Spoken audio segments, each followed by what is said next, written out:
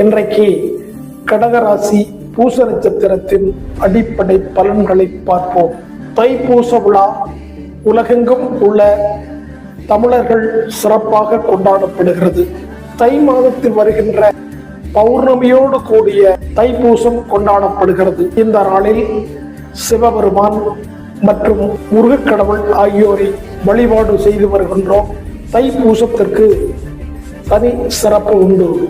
நட்சத்திரங்களுடைய வரிசையிலே 8வது நட்சத்திரம் பூச நட்சத்திரம். மைத்திரை தாரை என்பது நட்பு நிலையாகும் நன்மை செய்யக்கூடிய நட்சத்திரத்தாரை. சனியின் ஆளுமை நட்சத்திரம் பூசம்.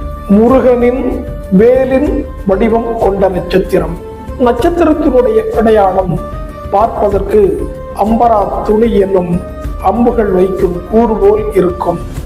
அதிதேவதை தட்சிணாமூர்த்தி. கணங்களில் தேவகணம்